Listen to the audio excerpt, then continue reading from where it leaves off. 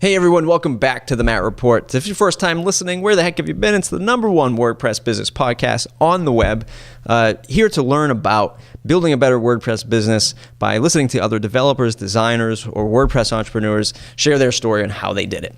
Today, none other than Mason James of WP Valet, an amazing interview talking about scaling a support business with WordPress now powering over 20% of the web.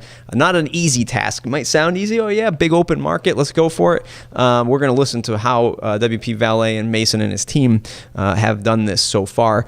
Really leveraging data and making sure that you're tracking everything from phone calls to time that tickets stay open, response times.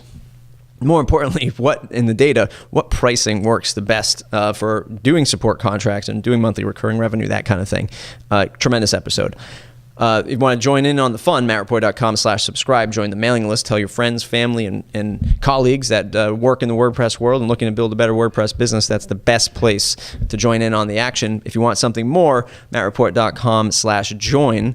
Use promo code MATTPRO10 at checkout and sign up for just $10, and that's going to get you access to private forums, special members-only content, monthly webinars, and all the fun stuff to help you build a better WordPress business.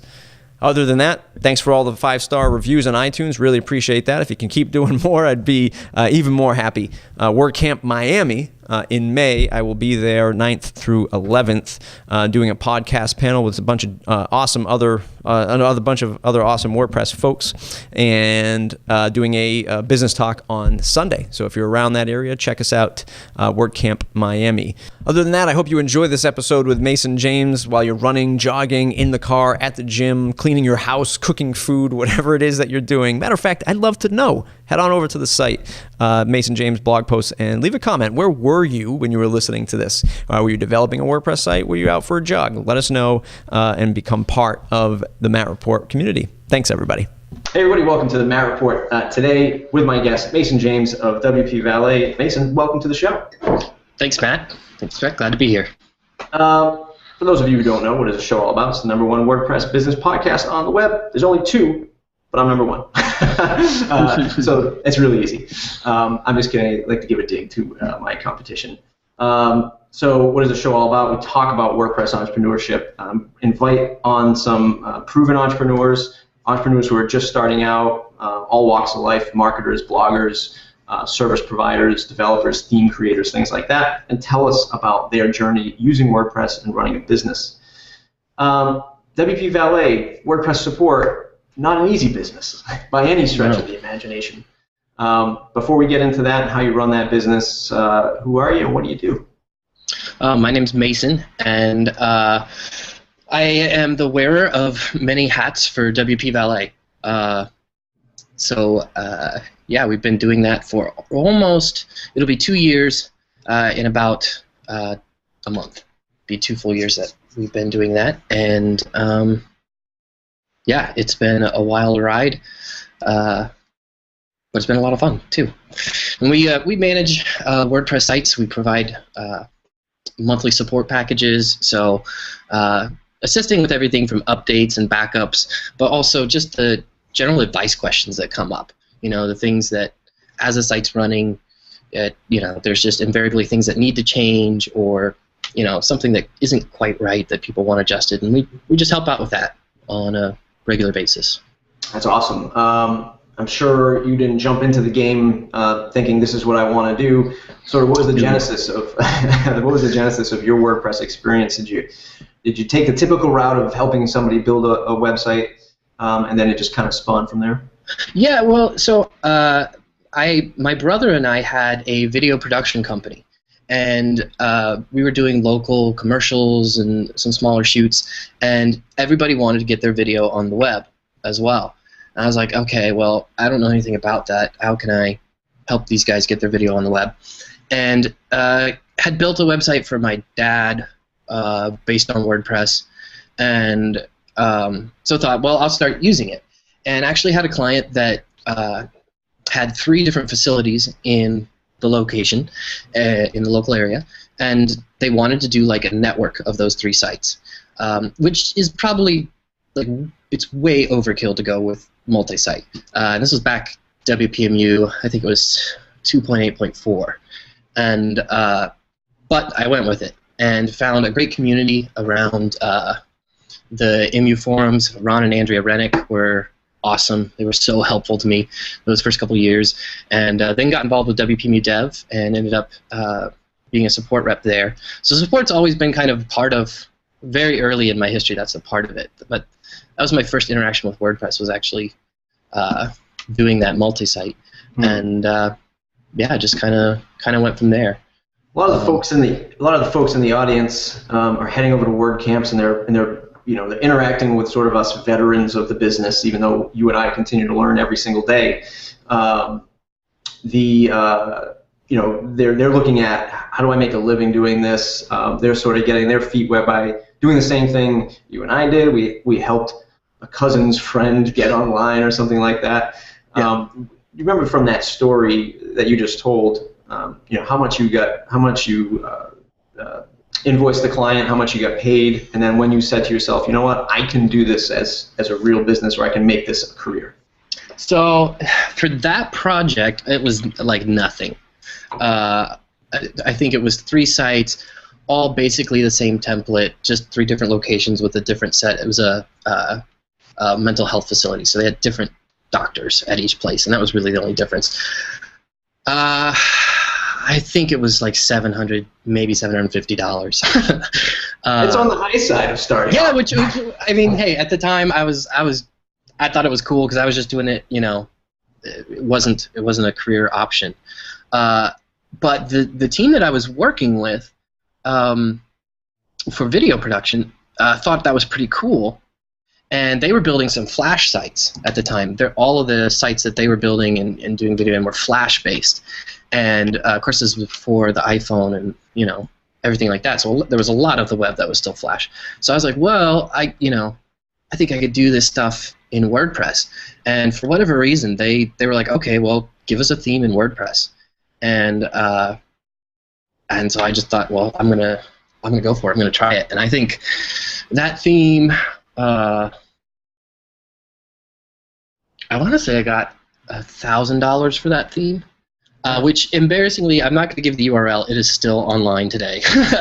They added some posts, and it's just sitting there, but it's still alive and well on the web. But doing that theme kind of made me go, you know what? I think I could do this on a regular basis. This is a lot of fun. There's a lot to learn, but the community support was strong, and so I didn't feel completely like an idiot or lost when I had a question that I couldn't discover on my own. And yeah, I thought, you know what? I think I could do this. I could start building sites for people. That's awesome. I do want to fast forward to the launch of WP Valet. There's a lot that I want to get into. Sure. Things like scale, managing expectation with clients, partnering with folks like Automatic, or being recommended from other hosting companies. There's a lot that I think the audience can kind of get from this, be it in their own service business or plugin or theme business or whatever it might be. Let's talk about day one of WP Valet. Was it just you? Did you form the company with a team? What was that like? So my right hand is a guy named Eric Hohenschaut, and we partnered in the company together from the beginning. He's a co-founder of the company, and I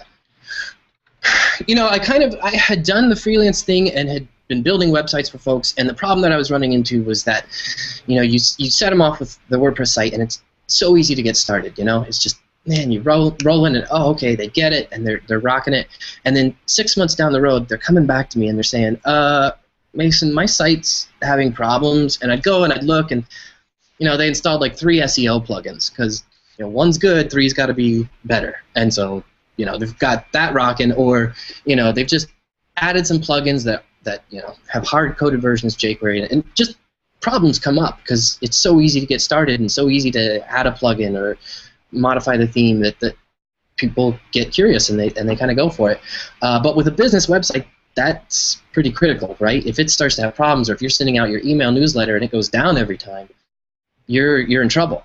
And so folks were coming back and asking for ongoing help, and I didn't have bandwidth to help them, right? Like no, I'm on a new project. As a freelancer, you go from one project to the next, and that bothered me. And I started looking for a place to send those people, and we didn't find one.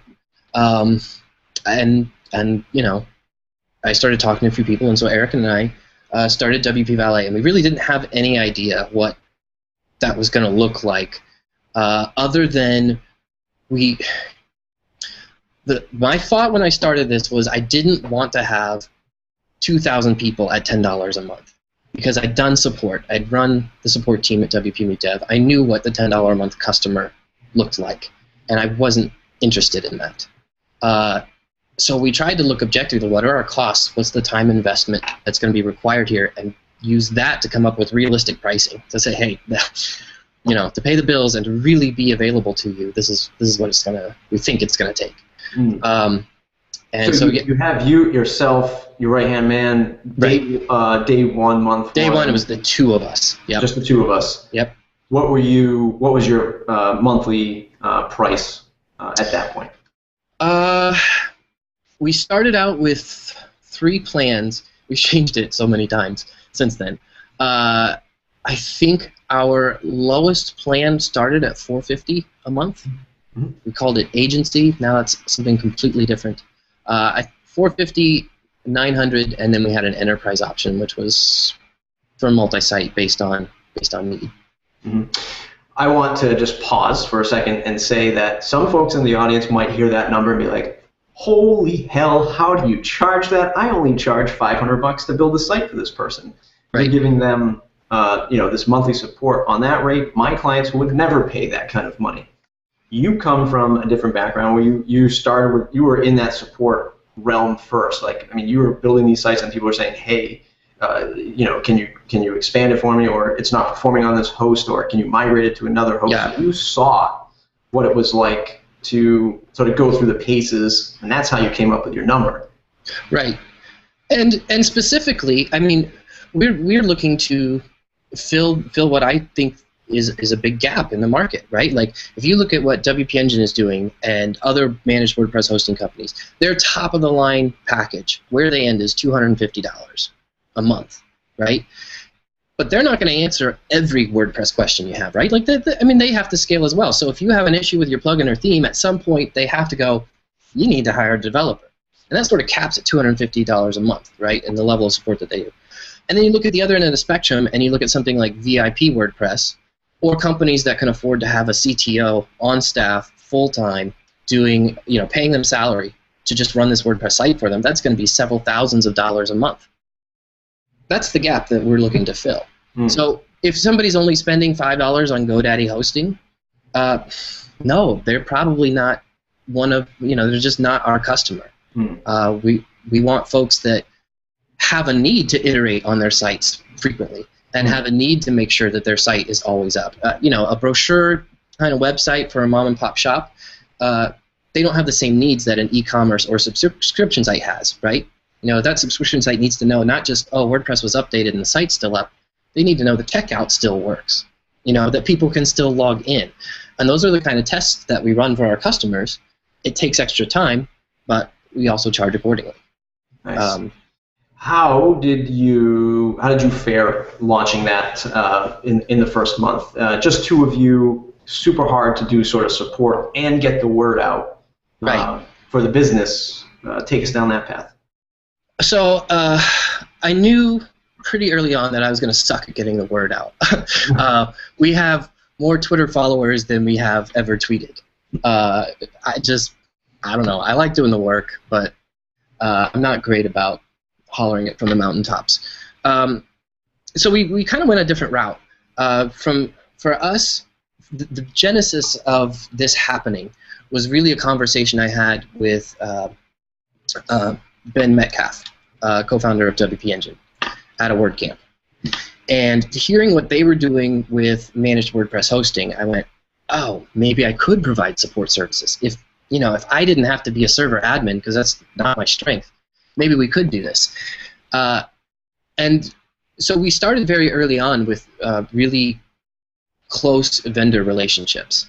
And that's kind of how we've focused it. I would say from the beginning and even now, 85-90% of our customers are referrals from vendors.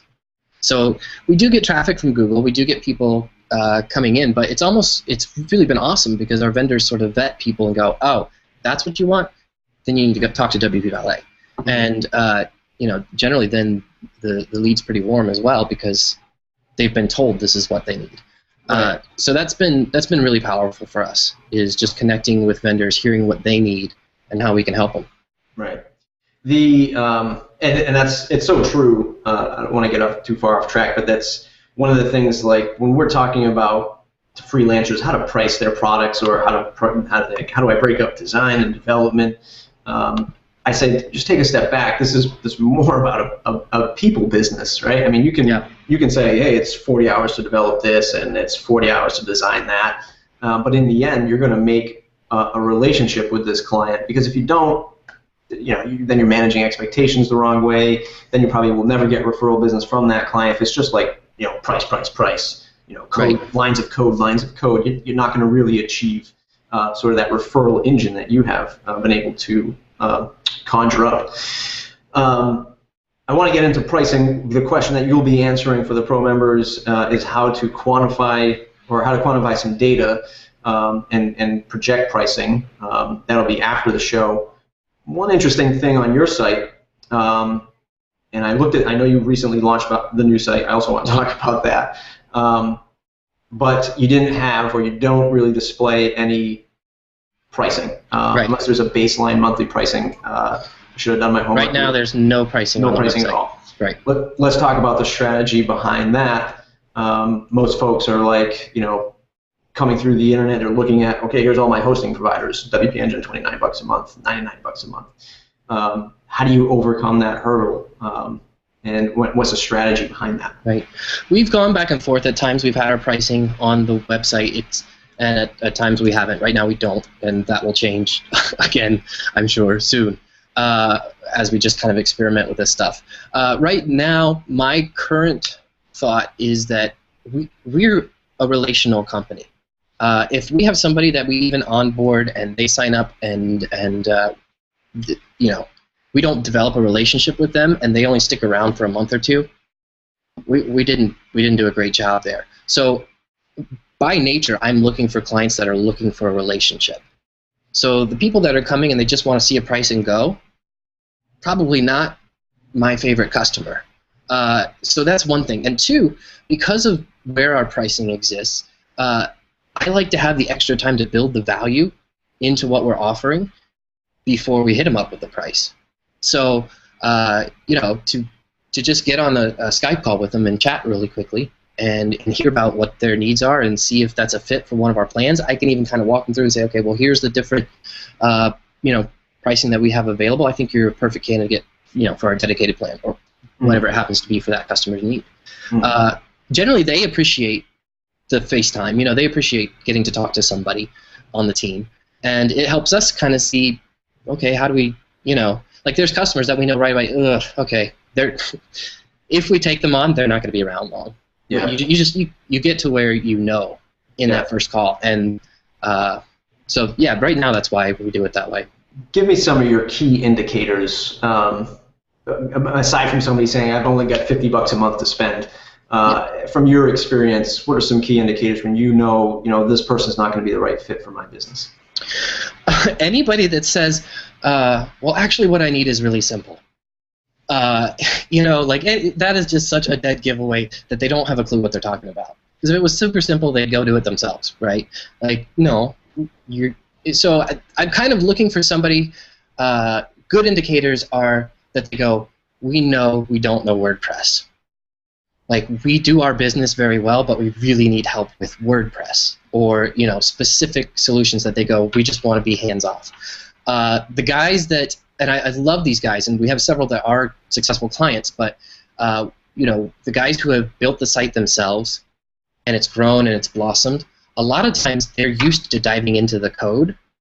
And so, we'll set them up with Git and we'll talk about versioning and everything. And then at some point they'll just zip right in via SFTP and overwrite something and make the repository completely invalid, and we'll be like, what the heck? So, there's certain things that I listen for in terms of like how much do they own the fact that they should be able to go in and modify the code, or do they have their own, their cousin who normally does that for them or something, right? Because we like to kind of take over, and we're able to provide a very stable experience for our customers because of that. So I would say that's one of the things that I kind of look for.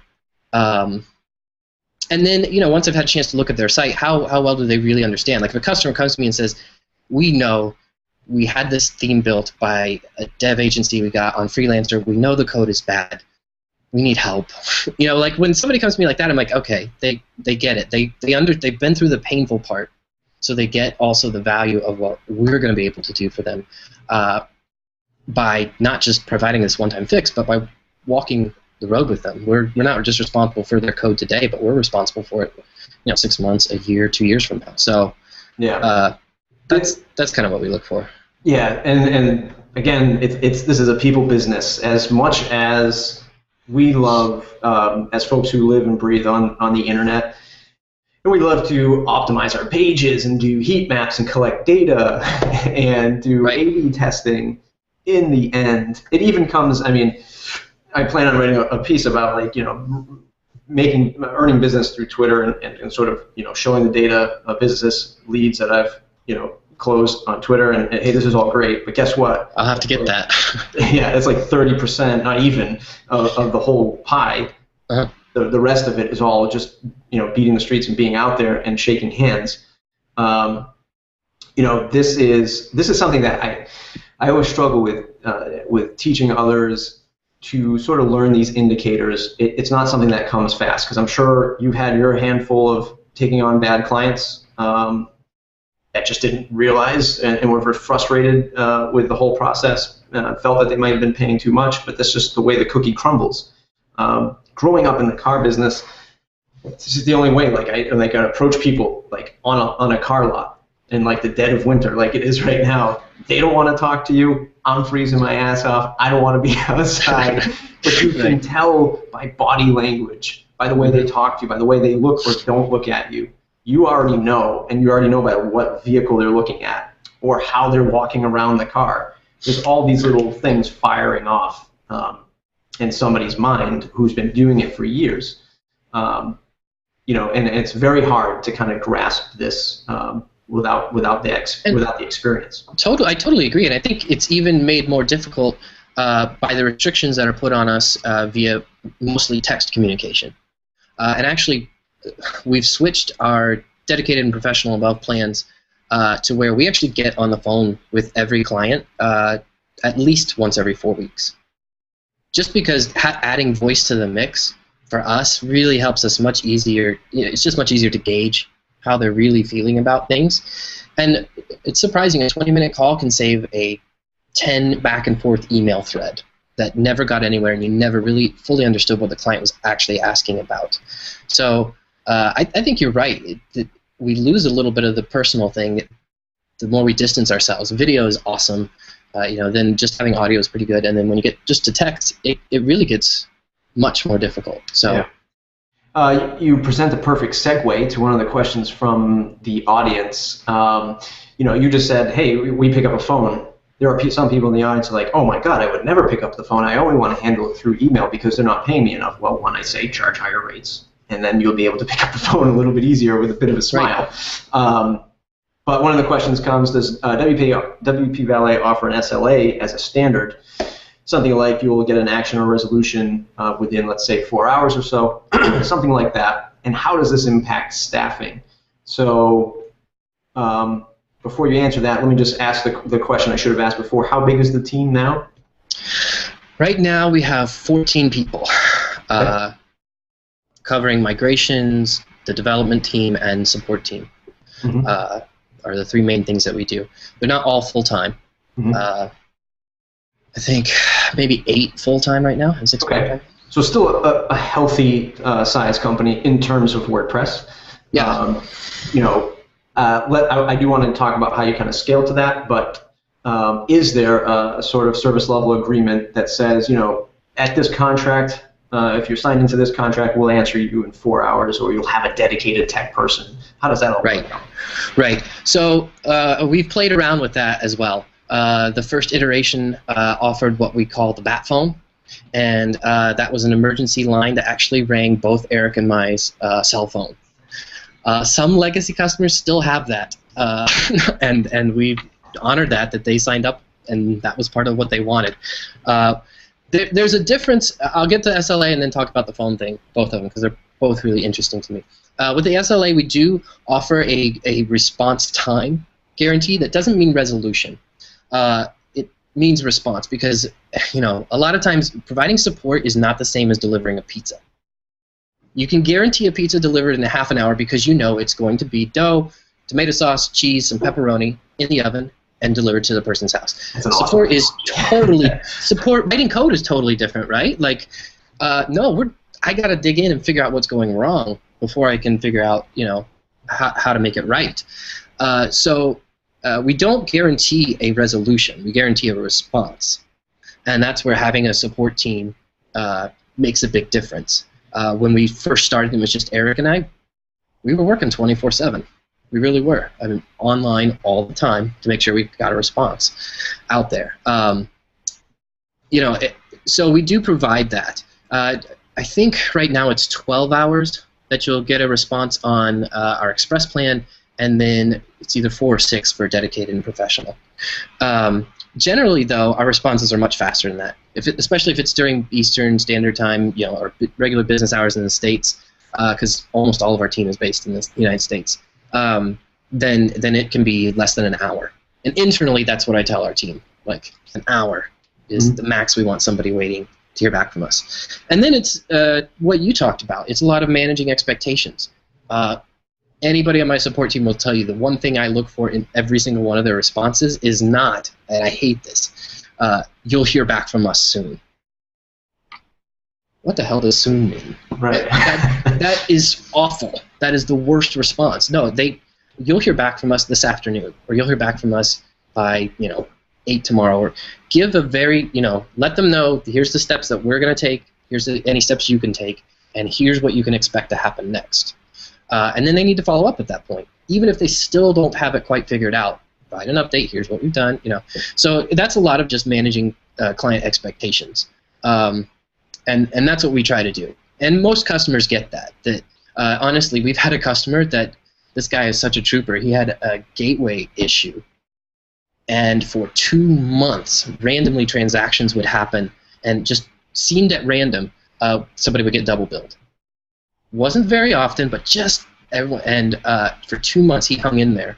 And that's how long it took us to figure out what was going on. We ended up needing to rewrite a portion of the gateway in JavaScript, and solved it. But it just sometimes those issues take a while. And the thing our customers know is that we don't give up. We're going to figure it out.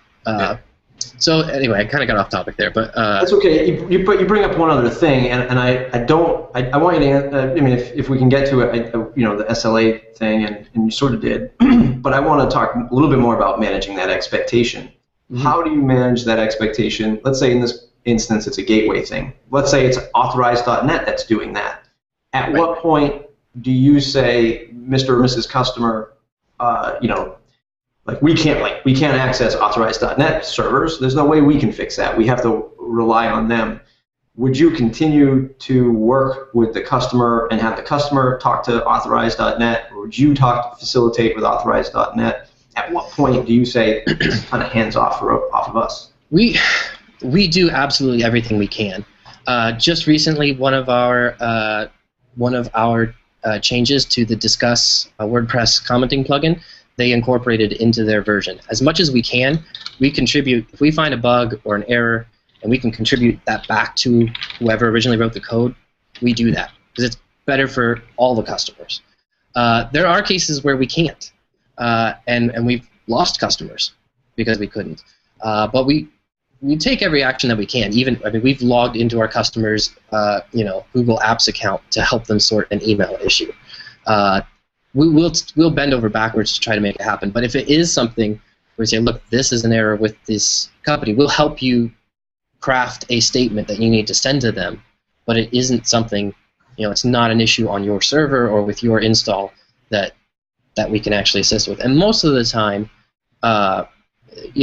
customers understand that, and we can make it real obvious. This is exactly what you need to tell them. Here's how they reproduce the error. Kind of walking them through how to create a proper debug thing for whoever it is.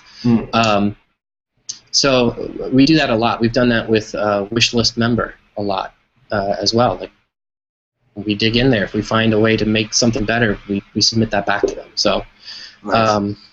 I want to get back to scaling the business. You go from 2 to 3 to 8. What was that like? What was it like? Was it a scary situation to say, time to hire a third person?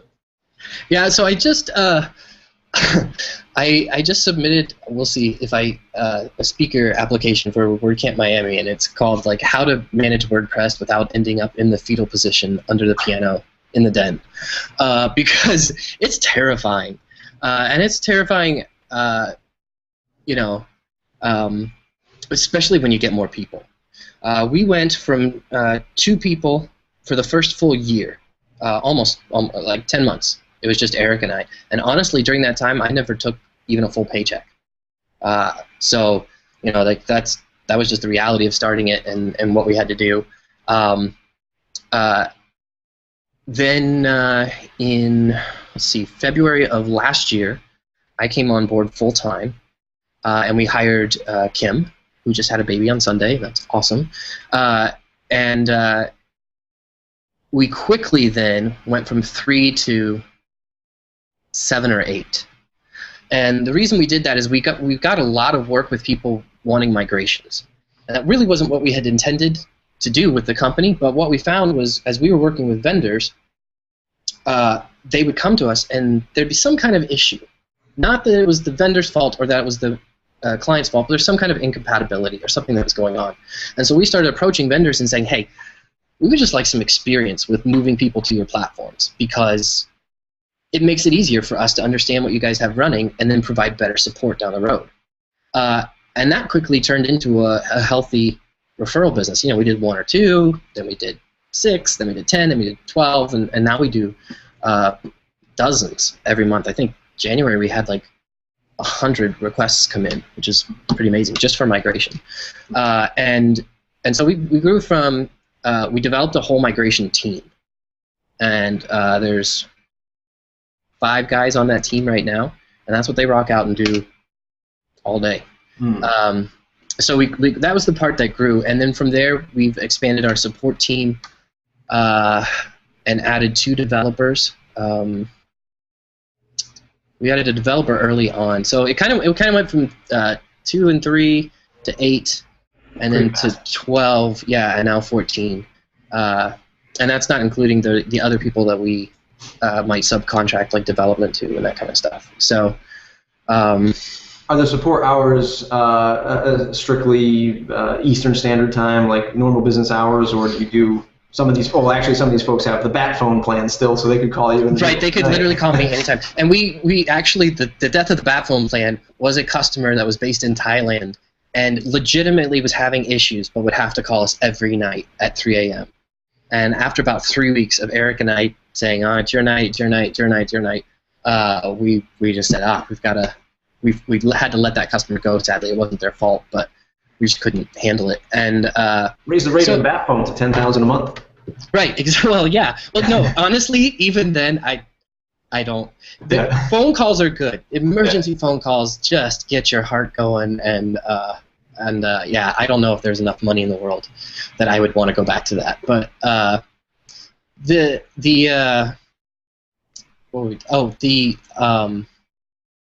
I don't remember what we were talking about. That's okay. We're talking about the scale and bringing on more employees and stuff like that. Yeah, so they work like, since we have people in different time zones, all in the United States, we have one guy in Europe, but a lot of our team also likes to work at night. So generally, the support day starts by around 8 a.m. Eastern and closes out about 10 p.m. Eastern. So it's a little more than normal business hours. And then there's an escalation process. So if someone writes in and it's like site down, it actually will send an email and then a text through the support system. So, about roughly, if you care to share, how many customers you're supporting now? Right now on the monthly plans, we have somewhere between 40 and 60. Sweet.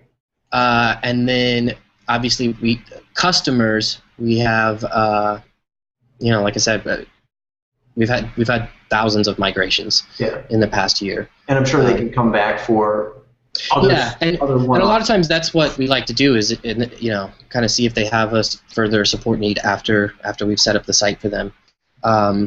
We don't do a lot of custom development, like one-time custom development. We've done that, and it's kind of like the opposite of what we started to do. And if we take those on, it takes the bandwidth away from our monthly customers. So right now, we're working on some solutions to how we can better partner with people in that regard. But right now, we don't do a lot of just like big one-time custom development projects. Awesome. So far, been an amazing interview. I'm going to ask the last formal question of the formal interview.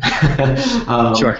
And that is, what is your biggest challenge facing the company today?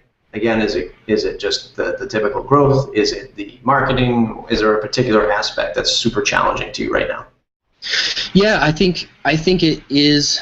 I think honestly, my focus right now is on our internal process. Honestly, when you go from 2 to 3 people, that's pretty easy. You can still all just chat. When you go to 8 people, you start not to be able to do that. And when you're at 14, you definitely can't do that anymore. So it's really fascinating because it's not like we're a warehouse that deals with parts that have to get out to vendors and we can track inventory. But at the same time, what we have is a knowledge base around our customers, and it's a digital inventory. And at any point, somebody may need a piece of data on the support team, or a developer may need to be able to be credentialed for a certain website. And we need to be able to make that happen very fast. If a customer writes in and they want something developed, and it's something that's only going to take an hour, if it takes, an hour and a half to roll out that development, a development install somewhere, get the developer credentialed so that he can have access, work locally, and push to the repo, and all that stuff, and then get the customer to review it, an hour a bit of development ends up, being closer to 4 or 5 hours. So we have been working a lot internally to make all of those elements happen very quickly and be able to just be like, okay, here's this task. Here's the install where we need it done. This developer has time available. Let's do it. And I hope to actually share here in the next couple months how we do that, because it's stuff that we've built in-house to make that happen. And then also just the other side, that's making that apparent to the customer. How does the customer know? Right. So while there are services like Basecamp for project management and task lists, Trello, and that kind of stuff, there wasn't anything that we found that really nailed it for people who are providing support on a monthly basis. So we've been working on some pretty cool stuff and beta testing in our customers currently, and we'll be talking about that more very soon. That's awesome. Tremendous interview. We could probably go on for days talking about this stuff, and perhaps we will at some point. Yeah, that'd be fun. So we're going to jump into the last 2 segments of the show. Cool. First, or second segment, or third segment, or whenever this is. This will be what's in your toolbox. What app do you use, or a web service like a Basecamp that might not be known to the internet at large. Nothing's any kind of like special tool that you use to get through your day-to-day. Yeah. I don't know how helpful this will be for other folks, but QuickBase was totally unknown to me. But it's a software by the folks at Intuit, the guys that do QuickBooks. And it's just an interface for creating your own application. And we've used that to structure our knowledge base around our clients, to structure our task lists, and to actually have everybody record their time entries. And then it actually integrates with QuickBooks. So rather than our guys having to track their time and submit an invoice, they just track their time in the system, and every 2 weeks they get paid. So for us internally, in terms of because you can define how the relationships work, it's really just up to you. What are your specific needs for your company, and you can sort of build databases that match that need. That's awesome. So yeah, I'd never heard of it before. There's some others with a little bit of more of an updated interface, but this one's super solid. We haven't run into any major issues with it. So that's awesome. Let's jump into the last segment of the show, which is the ever-popular lightning round, where I ask you a series of quick questions, and you will have a series of quick answers. The one plugin you cannot live without. Gravity Forms. Or PickList. If you're a developer, PickList.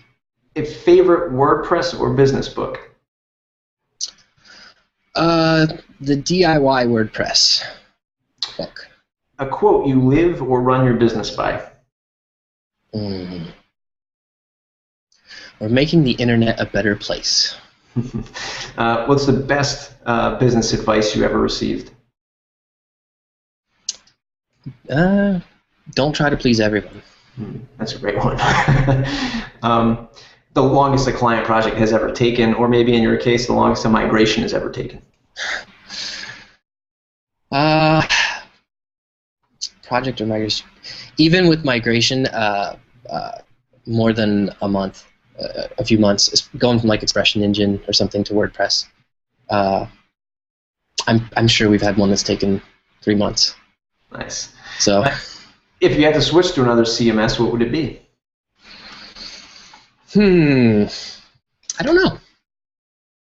Expression Engine? No, it would not be that. So I really like the folks at Pantheon and what they're doing with Drupal. They're a step ahead of what a lot of people are doing. So I would say Drupal just for that. Who should I interview next? That's a good question. I don't even know the whole backlog of who you've already interviewed. There's only 60, so I expect you to memorize them.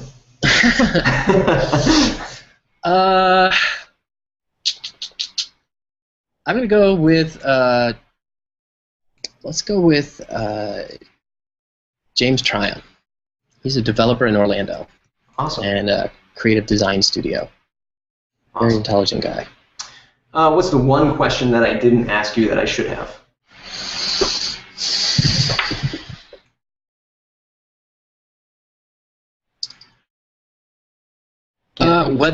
Whether we're profitable or not. Yeah, I guess I had assumed you were, but we are not. Feel free to share. No, we are. That's awesome. You care to throw out any kind of revenue numbers? Profit is really interesting, and it's different from revenue. So I will say that. We'll save that for next time. Awesome. Hey, no problem. Mason, this has been an amazing interview. Where can folks find you on the web to say thanks? They can find me, of course, at thewpvalet.com. I'm on Twitter as Mason James, and also masonjames.com is my personal site. Tremendous. For those of you sticking around, or for those of you who are Matt Report Pro members, mattreport.com/join. Become a member, or mattreport.com/subscribe. Just join the mailing list for free if you don't feel like taking up a membership. Mason's going to stick around for the Matt Report Pro question, and that's going to be how he looks at data to calculate price. So if you are a member, head on over to the site, and you'll be able to download that snippet of our talk. See you on the other side, Mason.